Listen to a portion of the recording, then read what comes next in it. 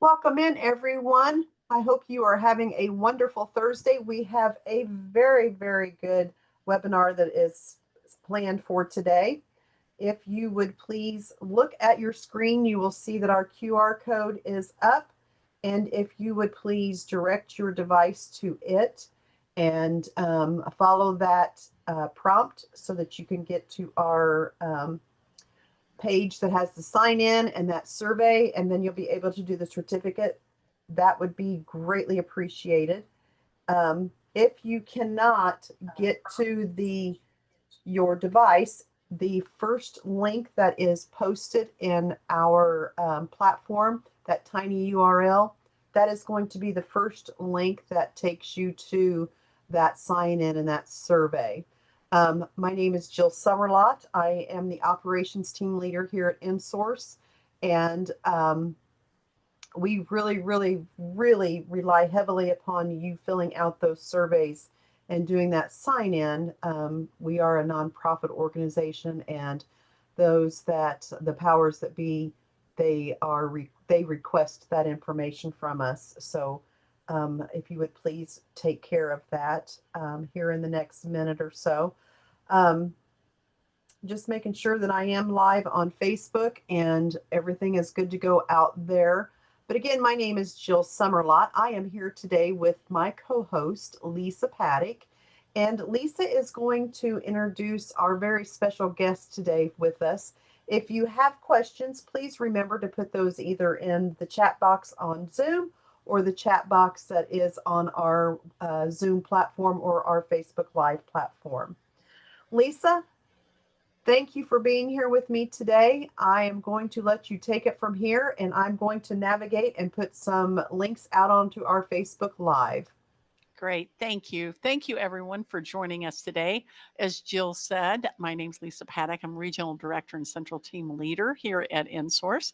And InSource is your Parent Training Center for Indiana. And we help families understand that special education process. And we are so happy today to have Betty Lou Rowe. And she is from IIDC, Indiana Institute on Disability and Community. And Betty Lou is an educational consultant there and is also Peers Certified Provider. And she is going to come and talk to us today about preparing to go back to school for our children. And we know that sometimes children are ready and parents are ready, and sometimes they're not. But we all know that in general, preparation is helpful. Thinking ahead to what might cause some issues, what might be easy for the child and what might not. So today, Betty Lou is going to talk with us about preparing to go back to school. And then hopefully closer to the holidays, we'll have one of her co-workers come and talk to us about preparing for the holidays as she did last year, Amy Gaffney did. So additionally, if you have questions, put them in the chat and we will make sure that those get asked. And so at this point, Betty, I'm going to turn it over to you so that you can share and tell us about ways to prepare for our children, grandchildren to go back to school. Great. Thank you so much. I'm so excited to be here with Lisa, Jill, and everyone who's present or might see this later. So I was telling the gals earlier, I just love working with families, with individuals, with colleagues, with educators across the country. And to be able to spend a little bit of time with you today makes me very happy. It definitely fills my bucket. And so you should be able to start seeing my presentation on the screen. My email is betrow@iu.edu. So as stated, I'm with the Indiana Institute on Disability and Community. Specifically, I work at the Center on Education and Lifelong Learning and do lots of stuff with the Indiana Resource Center for Autism as well. And so after the presentation, please feel free to reach out directly to me to talk about maybe some situations you might personally want more support on. And I will arrange to do a virtual or a phone conference with you, because I want you to get what you need so that your kiddos are ready to go back to school. Disruption just ahead. I love this sign a little bit because we all have routines. So sometimes those routines change because of vacations, and that's what we're coming off of. We're coming off of many days away from organized instructional time by other people that aren't the people I live with or care for me or love me, right? But we all have times of disruption. So if you have vacations yourselves, if you have a need or a ask to step away from your normal, it's hard to then step back in to that previous routine, and can be anxiety provoking or even make you really grumpy. I mean, that's truth. When you're coming off of something that felt really good and no one else was sort of directing your time, makes me a little grumpy. Now I have to come off that. So all of those things are super, super, super normal. But I'd like us to think about ourselves here.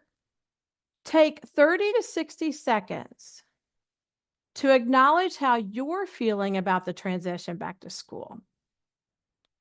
What are some of the things that are happening to you? Because it's okay to have all the feels that may be happening within you.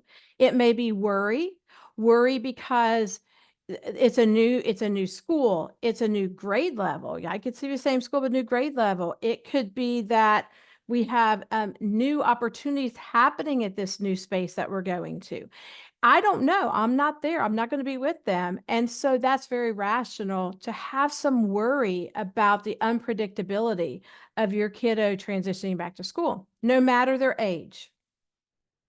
You might have some excitement for your kids because, boy, there's going to be a lot of opportunities for us. And so I have that excitement that they might meet new people, to be able to join a new club, right? And be included differently in different ways. And so you have this excitement, but you don't want to be all up here about it, because that could also cause some elevation in our kids, right? You're super excited about it. They might not be yet. And joy. And let's be honest, this joy can be that your own routine goes back to pre-summer break, because your life shifted, I'm sure, somewhat, because your kiddos were not on a school routine, gone 5 days a week, all of that kinds of stuff. You might have also that if you are a parent of a child who's never, they're entering preschool, or they're entering in a full day or half day kindergarten. This is different. Boy, this is different now. So that can also be joy, and don't feel bad to think my time's going to be given back to me a little bit differently. And that brings me some happiness too. But why are we taking this time to acknowledge our own feelings?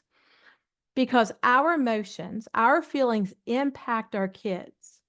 So if you are super, super worried and anxious about what I don't like about going back, they'll feed off that, and it will increase their anxiety.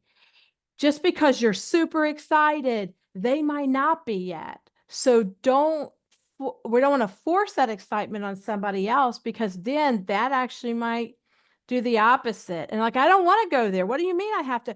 There might be clubs. There might be no, right? So we start to recognize how we're feeling about it, and we want to stay right here, like being neutral, that kind of happy joy place that's right here. Let's be there as much as we can. Behind closed doors, feel free to go in and be on that pillow and scream a little bit because you or yourself are worried. Pacing up and down your own spaces, writing things out. Take care of yourself. And I'm not asking you to shut down your emotions like we ask kids. We don't have kids shut down emotions. We give them different ways to experience those emotions so it doesn't send them into spaces that aren't helpful and can be detrimental. So the same for you. Own them, validate them, handle them in a way that you can still experience them, but it's not going to interfere with what your kids are feeling. So do check-ins, please do check-ins often, because this is heady times going into this school year. So with that, let's jump into going back to school. How are we going to get into that groove? Well, I worked with a school district a number of years ago, and talking with the director of the directors of students, or special ed director there, we were working on making better transitions for our kiddos coming from preschool to kindergarten. And we had lots of discussions, and he made a statement that I told him I'm going to use for the rest of my career, is make the first day of school the best day of school. We often come behind things to clean it up, and we don't really want to do that. Let's start off as well as we can. There are going to be unpredictable things that happen and that we're going to have to come back and kind of massage, right? And maybe reintroduce. But in general, how do we make this first day of school the best day of school? And that is through prepping. It's through thinking about, we're pre-teaching, we're really getting the wheels turning for our kids before they leave the house to go to school. So one of the first ways we can do this is what we call talk it up. So when we say talk it up, that might be verbally, but I want to err on the side of caution. It doesn't mean I'm talking about it all the time, that once again, I'm using that super excited voice because my kid doesn't look like they're excited. So I'm going to make them be excited because I'm excited. We can over talk, but what we're saying is we want it to be not a surprise. So it's not like the day before, hey, guess what? School starts tomorrow. Not that we would do that, but if we feel like it's uncomfortable and our kiddos are uncomfortable about going back to school, we often put that kind of stuff off. And that's not good for any of us. It kind of comes back and bites us, to be honest. So we want to think about how we might do some of that verbally using a social narrative, such as there are different. Social narrative is an umbrella that you may have heard of. Social stories were those things that we use that when we talked about putting things out written, and I'd say that with words and pictures, giving information, talking about expectations, giving people information ahead of time, was under a social story. The umbrella is social narrative. Social story is one way in which we can create a social narrative. And in social stories, it puts me in that story. So it's Betty Lou's headed to Washington Elementary.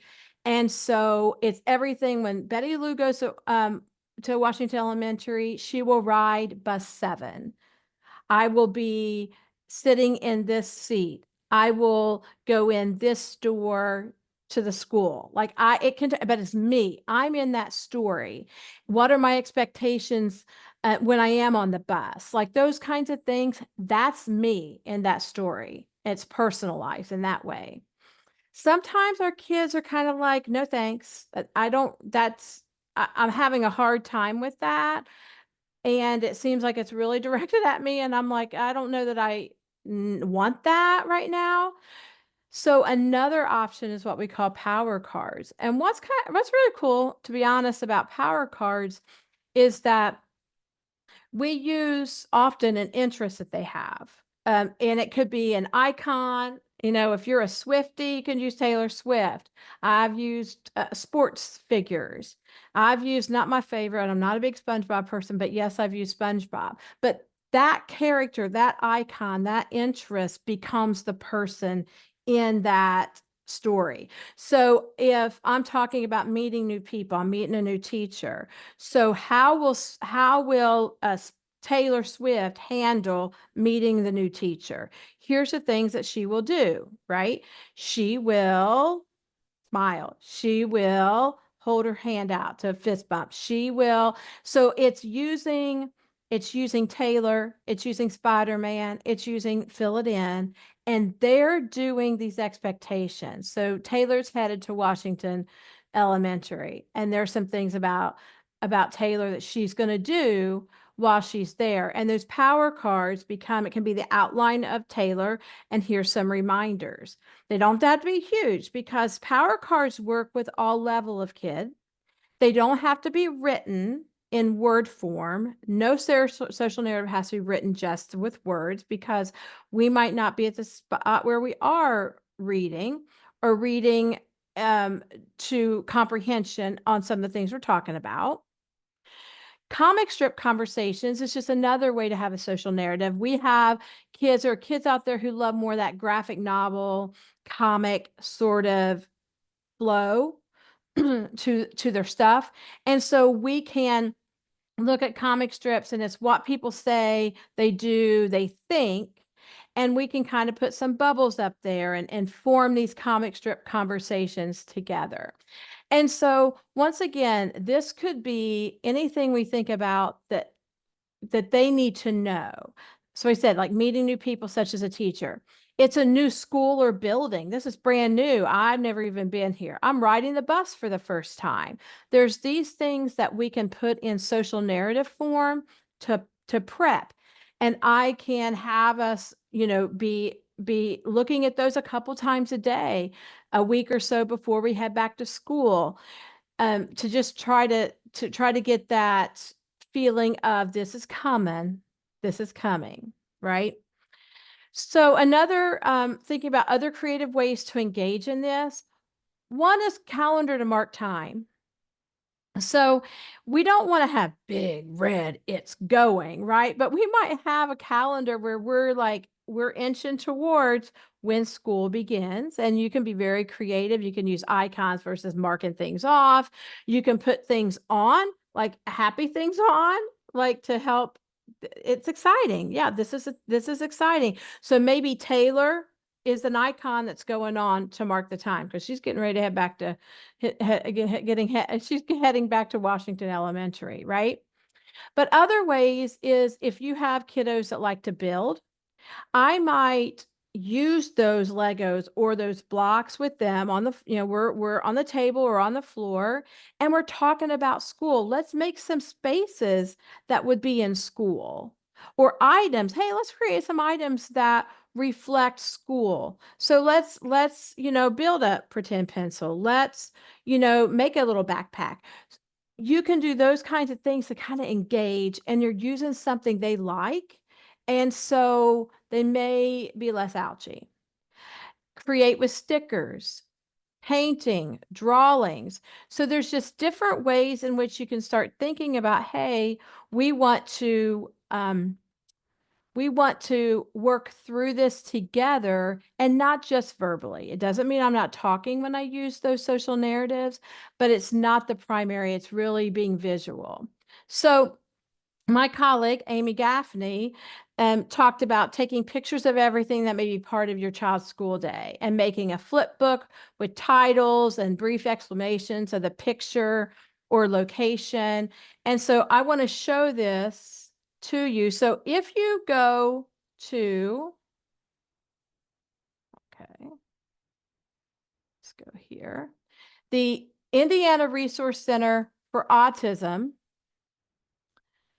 to resources here, you can go to the article, and Amy has updated this article on also other information on using visual information. But here's what I want to show you about what the flip book she talked about. So You can create flip books. You could use a binder. You could staple. You can put things in pockets, kind of whatever you have, and create this visual about school. And this doesn't have to be like, if I'm just going to high school, that's a whole different ballgame. And so we don't want to think about, hey, my kid might be too old. I want to work with them on that. I want them to know we can do as much as or as little prep as they feel. But we know in the privacy of our home, some of our kids still in high school need something very direct like this to give them information. This is this idea of a social narrative. And once again, it's not a book, right? It is in very vertical form, almost like a list, almost like bullet points, because it's chunked. And that's often an important aspect for our individuals, is we might talk in paragraphs, but often we think in chunks and bullet points. You can be creative in creating a slideshow. I might have a kid help me create their slideshow. So there's just different ways in which we can think about giving information. I used to use a lot when I was in the classroom too, those old albums that you could get, and you get them at Dollar Tree, which are, it's now $1.25, right? But those were great ways to organize their days. I didn't have to laminate anything or because they have those sleeves. So there's just those kinds of things that you can start thinking about. What do you have? What do you have access to create some of those visuals? And once again, if that's something, hey, you're interested in and you want more information or help with it, just reach out. I'm glad to do it. So another thing to consider is returning to the school routine. Now, this will feel ouchy. It will feel ouchy, and it can impact the family unit, because we're talking about going back to school, and now we're going to think about how do we start kind of getting back into the groove of this. And one of the areas we start looking at is bedtime. Now, a bedtime routine, and it's something that you probably do during the school year, but you might take breaks during other breaks in the school year. You might not be as stringent about it, as structured about it, but summer is longer than that. Now, research will tell us that just in general, if we should still get up at the same time, even on weekends, right? Or breaks, like don't shift your body's routine and sleeping in a lot and this and that. Let's be honest. We're going to sleep in if we have the opportunity to sleep in, maybe, right? Because I tend to stay up later, which means I might want to get up a little bit later. But as we're approaching going back to school, we want to think about resetting that bedtime routine. And you can set up a schedule that includes things like, when is it time to start winding down? Because it's not an automatic go to bed, because that doesn't work out well. But that time to wind down, get ready for bed, when I'm going to actually get in bed, right? That's all kind of part of that routine. I might include a list of choices. So sleep health is big talk. There's a lot around sleep health in general. And this idea of giving our brains time to shut down. So some people can, as soon as their head hits the pillow, it doesn't matter what they've been doing, boom, they're out. Other people, their brain doesn't stop moving around. And so they need to find ways to like whoosh, like bring that down. So now they can actually fall asleep. Well, one area, and I'm not going to berate screen time because I so understand it's so hard to get away from screen time. And the National Sleep Foundation has done a lot of research on the idea of screen time and sleep health. But we do know that things that are highly exciting or might cause strong emotions elevate. And so I don't really want to be engaging in those kinds of screen time activities right before bed. You might consider reducing by setting limits, because what your limit is for the week that you have weekdays for school might be different. They might get extra time on the weekends, but on the when going into Monday through Friday, when we have school, here's our routine, here's our limits. Do they have other things that they can do prior to bed? Once again, I know we get into very much, because my screen time might be doing work. Yours might be doing the same. It's not always that screen time is that we're doing something fun, but it's impacting our brains differently. But if we can do a puzzle, look at books, do other relaxing activities, then that might be a great time to have a relaxing bath or shower or something like that, to start to have our bodies and our brains sort of come down. And so that bedtime routine, and everybody's is going to be different, but think about how you'll structure it. Give some things visually, so we know that I want to start it not just 2 days before. I want to think about going into that week, maybe longer. You know your kids better than I do, when you need to start that. Okay, we go to bed, then we have to wake up. So when I wake up, what do I need to be doing? So you could consider a to-do list here too. And we have kids preschool all the way to high school. And so there's going to be different kinds of expectations about who's doing what independently, right? But you might think about that to-do list when I wake up.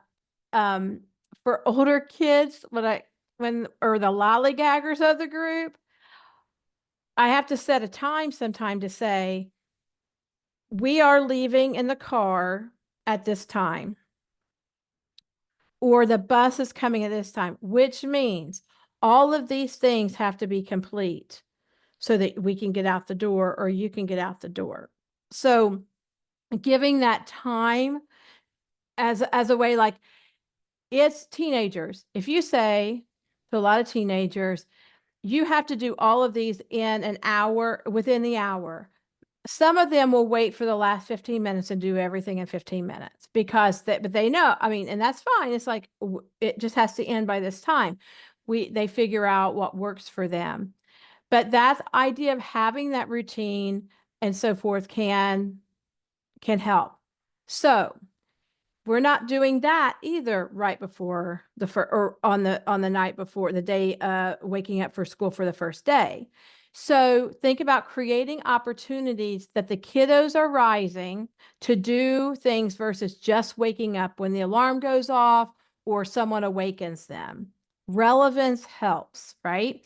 So why do I get up if there's no reason to? I need to give them a reason to. This doesn't have to be you scrambling around to go places, right? Because that may cause you stress, and that will cause them to stress out. So think about, it might be that we're going to get up at this time, whatever it is, and they're going to do these 2 things on their to-do list. So it's something, might be for little ones, right? It could be that they're getting up and they're going to do a play, and they're playing with blocks. Like, they're getting up to do something. It's just not, we're waking up, because sometimes our kids will balk at that because you haven't given me the why, and we need a why. So help me out with that. So just think of some creative ways of getting them. And it might be that they have appointments and so forth, and that makes that flows right into that. But just thinking of making some relevance for why are you getting up. The third thing to consider is sort of the responsibilities. So they may have spent, and I'm not saying that kids don't have expectations and chores and so forth. Sometimes in summer may lag on that. But we need to think about what are some things to get us in the groove of having to do things you don't normally do, or maybe you don't love to do. But if students are going to use technology in the upcoming year that they're unfamiliar with, practice it. So some schools, and you will know this based on your conversation with the TOR or with the school about, are they one that uses Canvas or they use Google Classroom, and your kid has never experienced that. They know how to, people say, well, my kids know how to use computers. A lot of kids that we're talking about know how to use computers to look up YouTube, to find something on Google Maps. Like, they're not using the computer or the technology in the way that is school-based or learning-based. And so we want to practice that. We want to give them that leg up. We want to pre-teach some of that. And also, we're building expectations about the use of the computer when they're at school. And so if you're still unsure about that and it comes up after, that's okay. We just might have to get on board with that and still do some of that practice at home so they become more and more familiar with it. So, and you also might, during this time, create some of that school prep stuff, reading or looking at books or doing a project with somebody. Like, those are all kind of ways too that they may practice school ideas, or instructional ideas. Also think about helping out in the home, cleaning out, organizing. Those are also skills that bleed into school. And so those can be some things that if they don't do them, have them start. That goes on that to-do list a bit on getting ready to, things are changing, right? Responsibilities are changing. We're gonna start moving along here. And field trip. But this is sort of like a reverse field trip. We are going to school versus most field trips are you're leaving school. So here is when we think about a field trip. Now, in the spring, at a meeting, you may have been part of where especially kids that were moving building to building. If maybe I was in preschool and I'm entering elementary, or I'm in elementary going to middle, or middle going to high, or if I was in high school and I'm in a post-secondary program, I visited. I went there, I saw the building, I may have experienced the chaos of changing classes, bells going off because we didn't have that in preschool or elementary. So there may have been some of that prep work, which is awesome. I 100% believe in that. But it's been a while. It's been a while. So can we, and this is going to be setting this up with the building, is that go into the classroom or classrooms. And if I'm in middle or high school, what's great would be to have a map, to map it out and highlight where their hallways are that they're going to. And some schools beautifully actually have colored, they might have the blue hallway, the green hallway, the red hallway, and that designates for grade levels. That's awesome. It's very visual, but not everybody has that. So being able to map out what my day is going to look like. So that's where I said classroom versus classrooms. Bus or car arrival dismissal spot. So where does that look? Like, do we know where the buses are, or if they ride in the car, where they come out and so forth? So being able to have an idea, it's not just to be clear, it's not that the staff at the school won't help kids, but we're trying to alleviate the anxiety of, holy cow, can feel very, I'm going to be honest, hot mess like sometimes in dismissal or arrival, and I feel lost. And if I feel lost, I might shut down or I might actually get elevated. And so we're doing these things to try to bring us down. The cafeteria, where's the cafeteria? How do I get there from my spaces? When you get to middle and high, like in elementary, some elementaries have a gym and a cafeteria. Some use the cafeteria as a gym. In high school, sometimes there's multiple gyms. Where would I go if I have gym? If I don't have gym, it's not as big a deal, right? But, or if on the first day of school, they're reporting to the auditorium. Where's the auditorium? So you're just giving information. Lockers. If I'm in school and I have a locker, where's my locker? Let me practice with the lock. Or is it one of these where I bring my own lock? Or we have talked about not having a combination lock, but using a key lock because that's easier for me to manipulate. So let's do some of that practice. Where are the restrooms? Where are they? Like what's near? Where do I go? In some schools, elementary classrooms have bathrooms, some do not.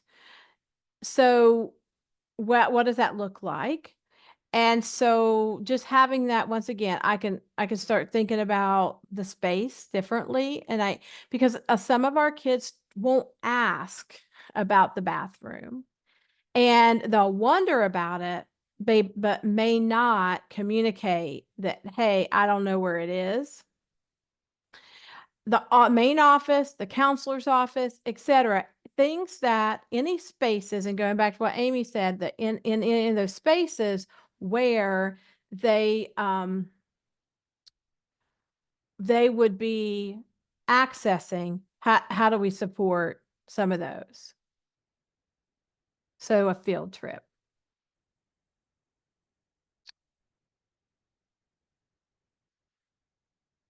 Meet the staff. So it is even in your meeting in the spring, if you had a meeting in the spring, that may not have known who all the staff was, to be honest. And so who is going to be like, who's in my school life? That's really what we're thinking about it.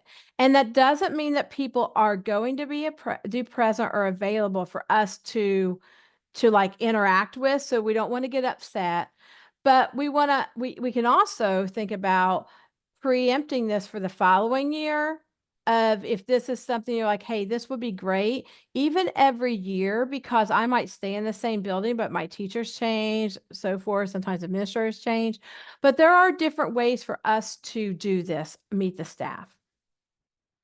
One way is in person, and that might work out. There might be an opportunity that I can meet some of these people in my school life in person. But we can also think about virtual, where we do it's a Google Meet or a Zoom or whatever they use for that platform, or and I've seen it happen, FaceTime, like something where there's some virtual things going on. It could be pictures. So at least I know here's a picture of who my teacher or teachers are. Here's the picture of the principal. Here's a picture of my bus driver. Here's a picture of my bus. Like all of those things. It could also be video, and which is where they might take a snippet themselves and send it to you. And it's like, hi, Betty Lou, this is your teacher, Miss Smith. I can't wait to have you in my third grade class, right? And I might mention stuff. I heard you love Legos. Can't wait to see some of the stuff you build. So we can do some things through video. The other thing that we can do, and kind of going back actually to the field trip idea, but also I might be able to, they might say, or my kiddo's unable to come to the building, but I could go in and get video, or someone could send me video of spaces or pictures of spaces as well. So that's not just for the meet the staff. We can also think, how do we do that? If the field trip in person is not an option, we can look at some of these other ways.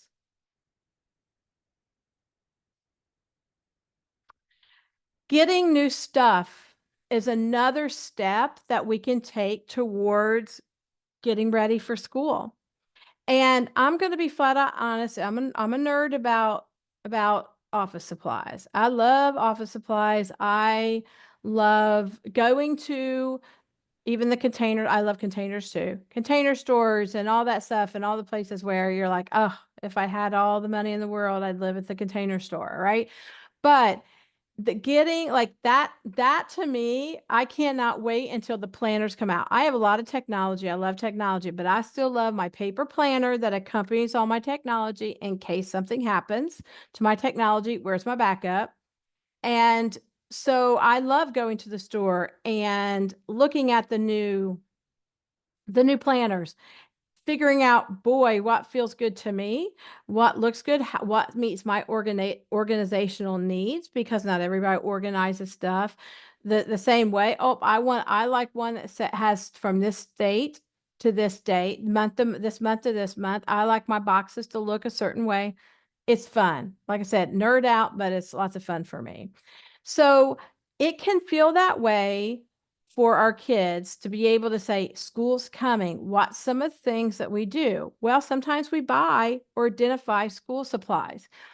So if with your kiddo is one who'll go out to the store and help purchase things, then that's great. But not all of us like to go to the store. So a couple things. If they're willing to go, but are worried about the crowds, right? And then everything, because it happens the closer you get. One, buy early if you can.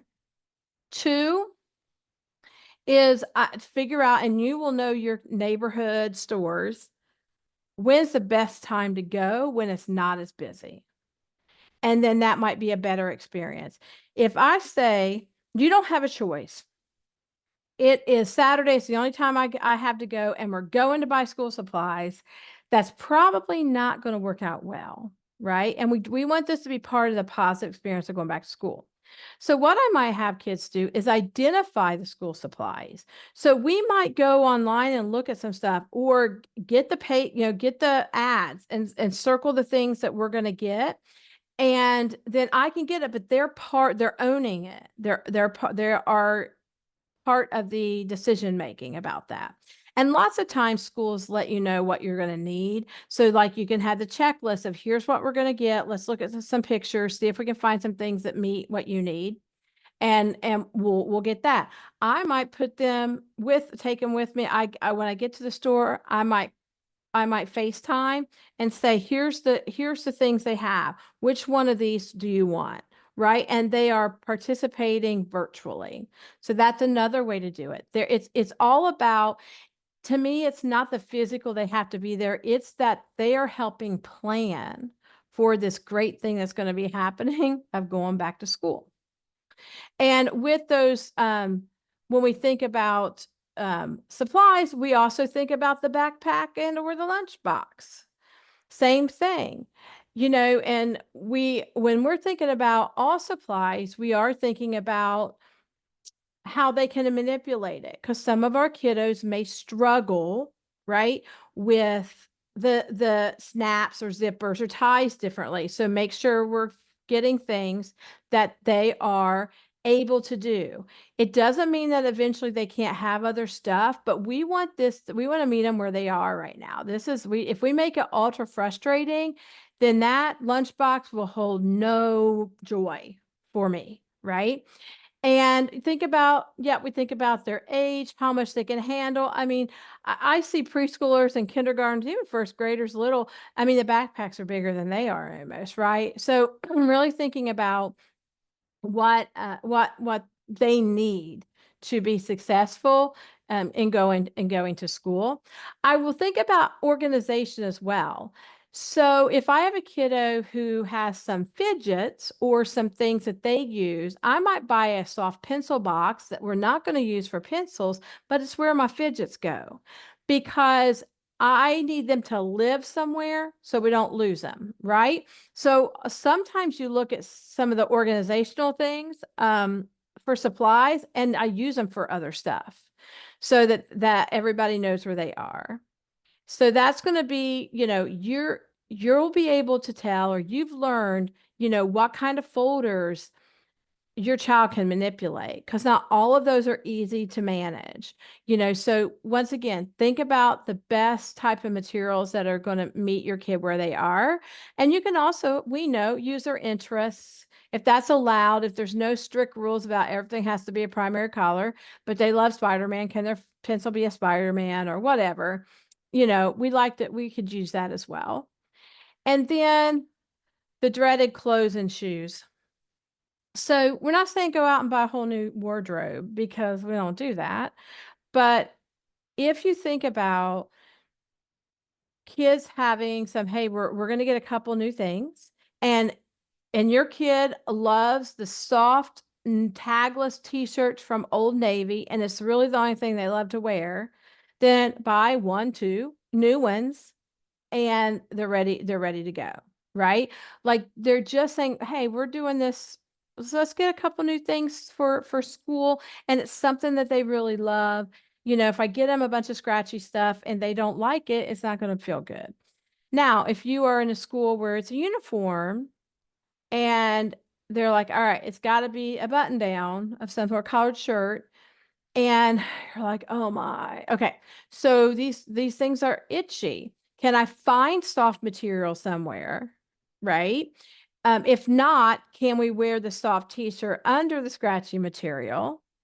So there's still, we're not battling through it. We're thinking about it. Like, how could we step back and move forward with that without it being so, so debilitating for them around what they're going to wear.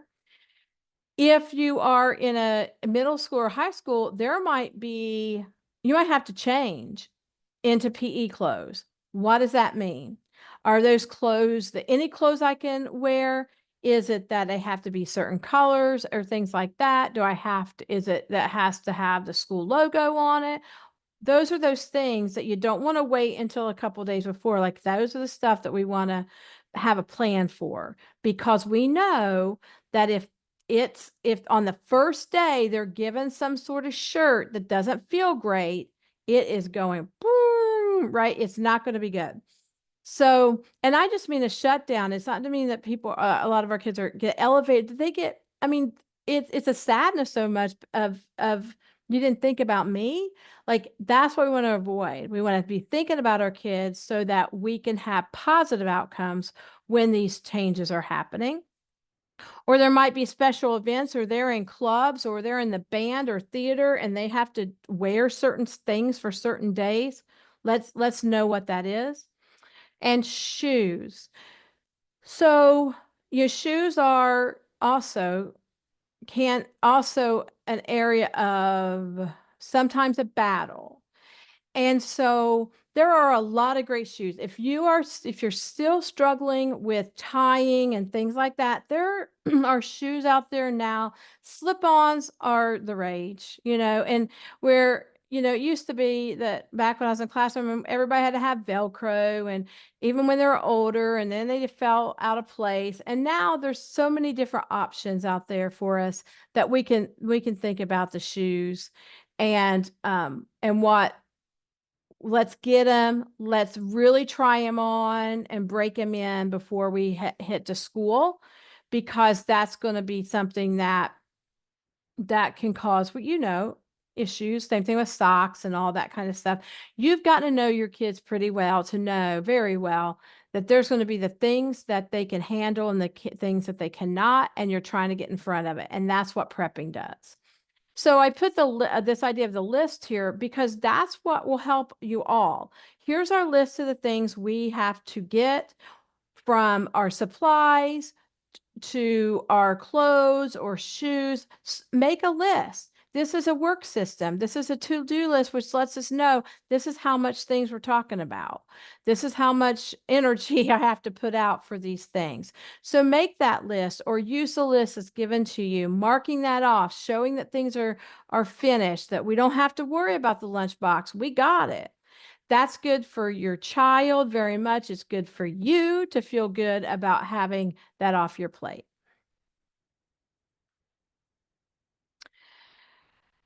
So thinking about what I named your students' essentials, So things to think about for your specific child is being in contact with your child's TOR, the teacher of record. Now, we need to remember that staff may not yet be available because they haven't had to report yet. You can still send the email. Just know that you may not get a response right away. And we don't want to get upset about that, because once again, if we're upset, what happens? It just permeates to everybody else. So we want to make sure that we are okay with knowing we're not going to hear back right away, but be in contact with your child's TOR on some of these things that you're prepping for. Reminders or highlights for staff, and I'm going to show you an example of this in a second, but we know that we have meetings. Once again, going back to the meeting thing, there's paperwork, IEPs, 504 plans. They're there to support 100%, and they're wonderful documents. But sometimes we can get lost in all the legalese that's in them a little bit. So I like to pull out some real great cues, reminders, highlights, cues about the kiddo to kind of set that up for success. And I'll show you that in a second, but what I mean by that, but that's one of those things that we did when in transitioning kiddos from a building to a building, is it went along with their paperwork, because of I don't want to get lost. I want to set up that kids, what did we say? The first day is the best day. And so if there's some things that are just chunked out that we're like, this is what's going to help make the first day the best day, then let's get it in front of us. School meals.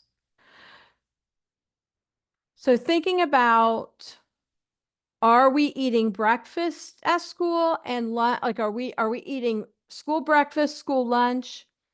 Am I eating at home? Am I bringing and snacks? Because, elementary, a lot, preschool, elementary, I have snacks, but school meals, what am I eating?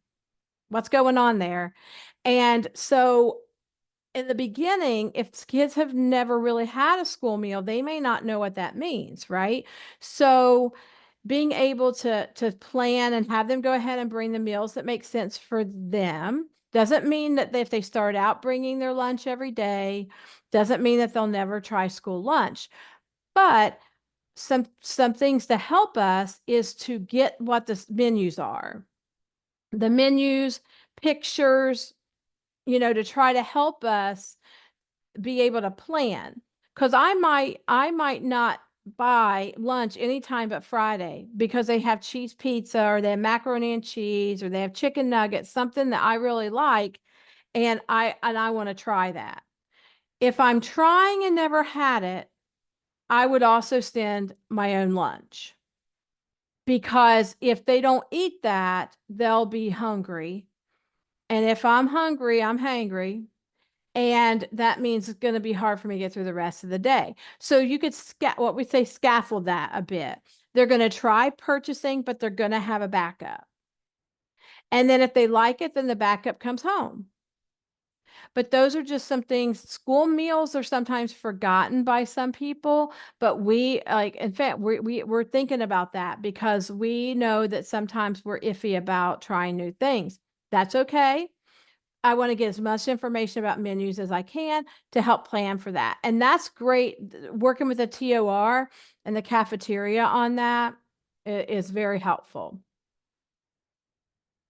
Designated spaces. And what I mean by this is, if we talked about where, like, if I'm a kiddo that sometimes needs a place to reset, decompress, get help, where is that?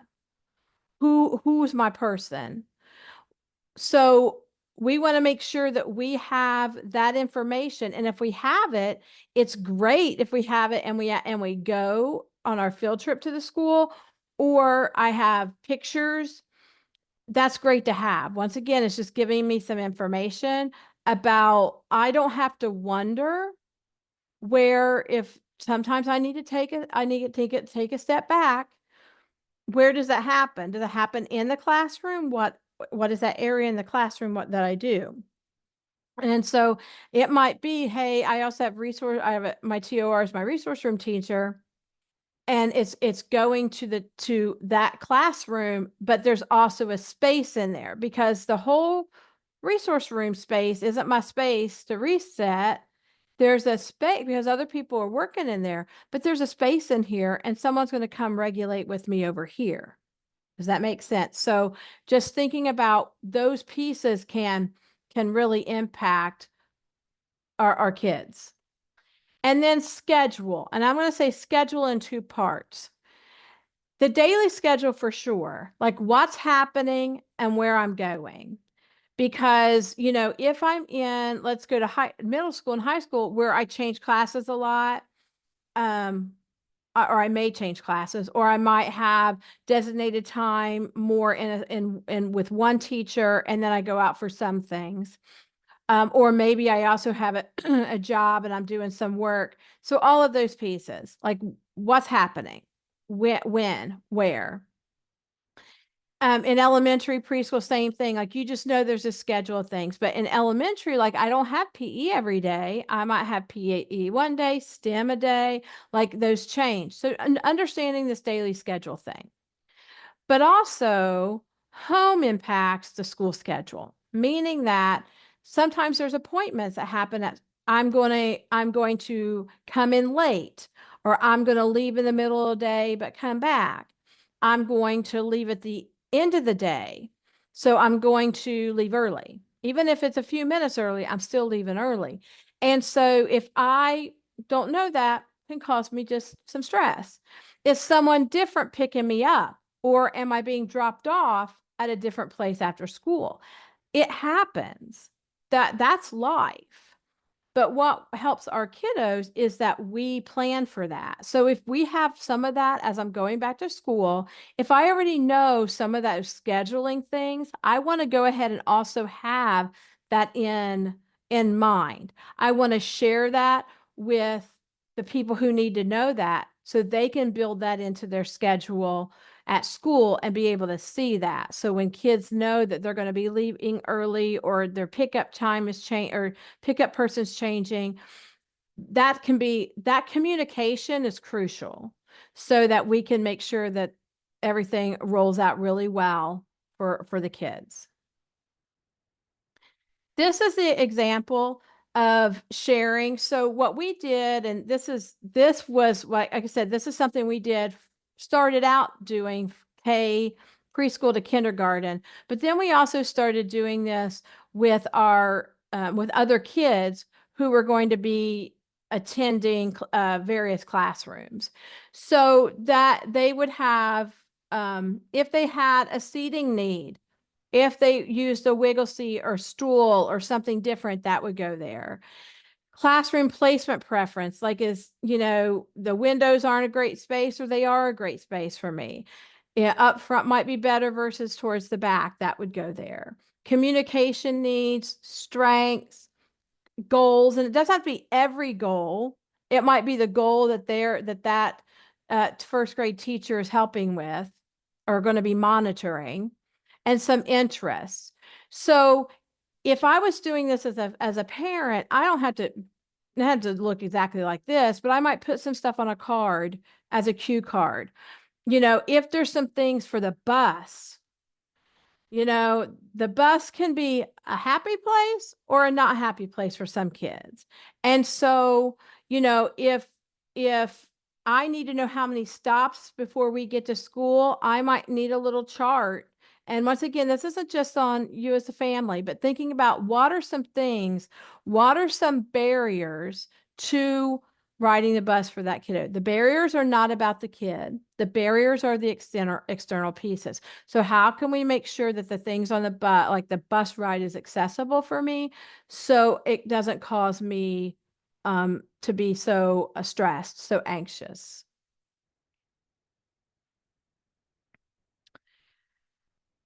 And finally, as we start to wrap up, is your essentials. You're an important component to this going back to school. So I want you to consider how the school routine impacts your routine. So What can you get ready the night before that alleviates your stress, both for yourself, but also for your kids? So that could be prepping the breakfast and lunches. Clothing items are set out, both for me and my children, right? But here's the thing to remember about clothing. I myself might say, I think I'm going to wear this. And then you turn it on and go, nope, I'm not, right? We go through that routine ourselves. Kids do too. I don't want to be saying to them, you chose that last night, you have to wear it. Because if you get into that battle, we're going to have tears, we're going to have shutdown, we're going to have all these things, and we are not setting up for a good day of school, right? And you're not setting yourself up for a good day, whether you're working outside the home or in the home, you're not setting yourself up for a very positive day either. And so don't fight it. Showers and baths, are those things the night before? We take them in the morning. Like, how do we set this up? This isn't uncommon, this idea of thinking about your routine, but it's a system, a structure, which wraps around both you and your family. Will some days it not work or it get dropped? Yes, with an exclamation point. It's okay. You want to regroup and move forward. Starting the day off is often hard for many different reasons and may feel chaotic. Step back and ask questions like, why is this happening? What might we do to make it less chaotic? Okay. So I, in that moment, may have to be like, it is what it is right this second, but after it all levels out, I want to start asking those questions. I can't be preventive about everything. That's impossible.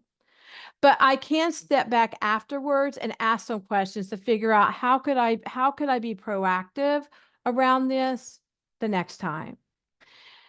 Another point for your essential is, can you set up an afternoon or evening routine that helps your kiddo and family lifestyle? I am not going to say here is a routine and you must follow it. That's not my role. It's also, I don't live with you, right? So I can't say to everyone uses the same thing. But if you're wondering, this is one of these things we're happy to talk through about your lifestyle if you need some support, because you have to be personalized. So think about expectations or a work system. Like I said, a to-do list for after school. Once again, it's not uncommon, right? But may need to think through how to create the system and where the kiddo access it. So for example, when I come in from school, whether I was picked up in a car, I'm dropped off from the bus, what's my first deal? Do I go when I put my backpack down here and grab my to-do list, or I see what my to-do list can be pictures, not just words. So once again, for a kiddo, a preschooler can come in and the first thing they might need to do is lay down, right? Or they might need to go and have their snack. Any kid might need a snack right after they come home, but just telling me where, like, what's my system going to be? So if I access it where my book bag or my pack goes, then that's my communication space. That's where I grab to see what my system is, what I'm going to be doing. Besides the stuff that they might need to do for school, how else can they contribute to the family? And this is preschool through high school. Preschool kiddos may clean up a little, like they might stack cups. Like if you're using, or like, hey, right now we're all using plastic cups because Betty Lou is working on, she's helping clean up. So she's going to stack our cups. And that's her job as a 4-year-old, is stacking our cups after we have dinner. All right. Where older kids may be in charge of cleaning up differently, taking care of the trash, name your responsibility. The other thing included in this is when, where, and how long can they access their fun stuff? Because we all want to get to the good stuff, the fun stuff, but it doesn't mean I get 2 hours of watching YouTube. We have to balance those pieces out. We use that when, where, and how long. We use that in school. Now, I understand it's harder at home, because you might find that what your kids engage in might feel like you cannot get away from technology or from just YouTube or just from checking out Google Maps or fill in the blank. But there is that that becomes overstimulating, which then as you go, once again, getting into that bedtime routine, I need to start backing off a little bit. When does that stop and what can I do instead? So those are a couple things to think about for your routine and your family's routine. A family calendar or schedule.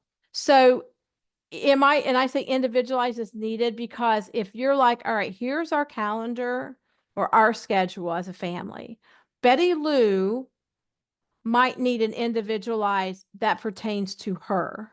That this is the things that she needs to know and understand about her expectations around our calendar or our schedule. Because if you have a lot going on the calendar, I may not be able to manage all that right now. I need what I need, which is about what I'm responsible for. And then eventually we might work into that. But that might be, so once again, this is all, when you think about school, lots of stuff are going on in our lives, both at school and outside of school.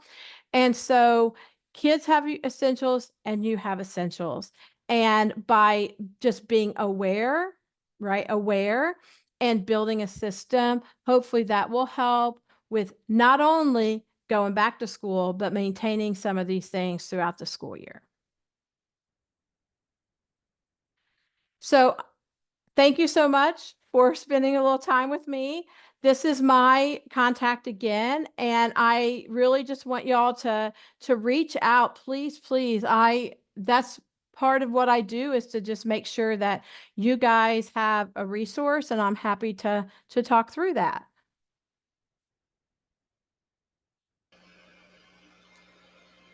Betty Lou, thank you so much for all these wonderful takeaways that families or community stakeholders or even school staff might make the suggestions for, because every child is different. Getting ready to go back is different for every household and every child. And these are all great practical tips. And sometimes things that families just haven't even thought of doing. But they're all things that are pretty down to earth and easy to implement in some form or the other. Yeah. We do not have any questions on this end. Jill, do you have any from Facebook Live? No, we don't. None at all. I just want to thank you so much for being here today. I greatly appreciate it. Yes. Yeah. Well, thank you for the work that you all are doing, because this is an important space. And, we need more and more spaces where we can provide support and resources and just an ear sometimes for our families and our educators and our individuals who are living with varying abilities. So I thank you for all the work that you do, Lisa and Jill, to create spaces for this. Well, you're welcome to come back anytime. We will Yes. gladly Thank have you you. anytime. Thank you. I appreciate it. Let me know. I would be happy to come back. All righty, dear. Lisa, thank you so much for being here with me today. You're as always a wonderful co-host. We do not have any questions. Nothing has been posted. Remember that if you are going to watch this or listen to this on the replay, please remember to fill out the information on our QR code. All righty. So thank you again, Betty, for being here today. I greatly appreciate it. Lisa, thank you very much. And at Thank this you. time, we will conclude our webinar. Thank you all. Thank you.